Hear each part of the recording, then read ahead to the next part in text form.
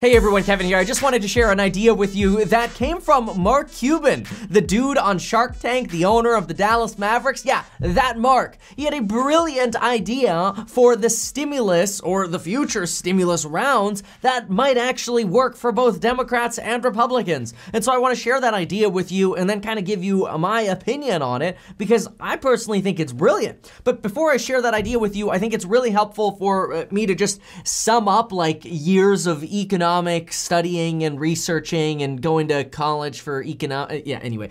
This here whiteboard, this suggests that if we have $1 and we save it, or we pay off debt, or we invest it in the stocks like I tend to do, it goes and circulates around in the economy about 1.4 times because, you know, maybe banks could do a loan or there's more money available to lend out again, whatever, right? $1 becomes 1.4, okay?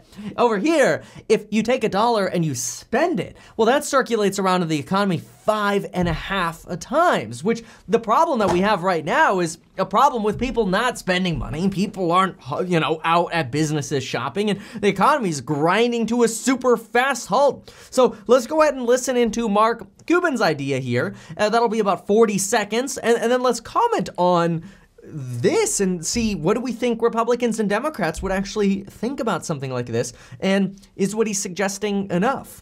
I would rather see us give out debit cards, if you will, that say, here's $1,000 that you have to spend within 2 weeks, and preferably locally, so that we stimulate demand. Because no matter what we do in terms of trying to keep employees employed, if there's no demand for those companies, they're not going to survive. They're going to be zombie companies. But on the flip side, if we do create demand and you force people to spend it, unlike the $1,200, I think savings rates have gone up to 14%.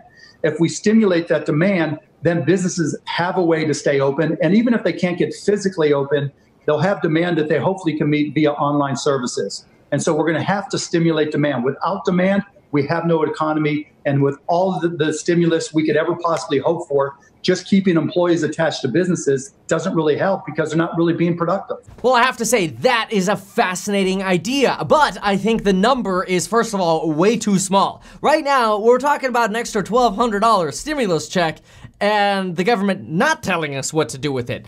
Mark here is suggesting a debit card with $1,000 that you have to spend within 2 weeks, aka the government telling you what to do with it. That doesn't sound so attractive, but here's where this idea could actually gain legs. You know why the $1,200 and extra stimulus rounds and $2,000 per month doesn't seem popular in Congress, and probably why the Democrats didn't even propose it? Because Republicans hate the idea. Apparently, a lot of them at least do. I don't want to cast a broad blanket here, but at least the Republican leaders seem to indicate that more stimulus checks isn't the answer. Well, a lot of us individuals, whom Congress, left or right, represent, seem to disagree with that. I disagree. I think a lot of us can use extra stimulus. And maybe not necessarily the government telling us what to do with it, but let's go down Mark Cuban's road down here for a second and say, all right, what if we got debit cards and maybe they got loaded up with $1,000 every 2 weeks? That would be $2,000 per month. But in order for that money not to disappear, like in order for that money to get reloaded, you have to spend it.